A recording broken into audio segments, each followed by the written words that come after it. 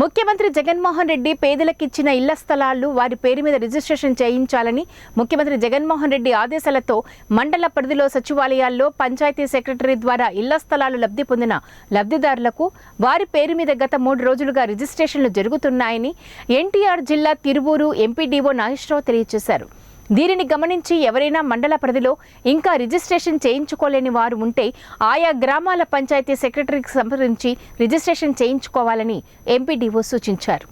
Shri YS Jaganmohan Reddy గారు అత్యంత ప్రతిష్టాత్మకంగా తీసుకున్నటువంటి పేదలందరికీ ఇళ్ళు కార్యక్రమంలో భాగంగా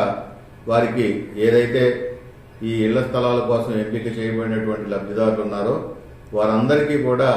పట్టాలు మరి ఆ స్థలాలను రిజిస్ట్రేషన్ చేయడానికి గ్రామ సచివాలయాల్లో ఉన్నటువంటి పంచాయతీ కార్యదర్శులని మరి జాయింట్ రిజిస్ట్రార్లుగా నియమించి వారి ద్వారా ఈ రిజిస్ట్రేషన్ ప్రక్రియ గత 3 రోజుల నుంచి నిర్వహించడం జరుగుతుంది.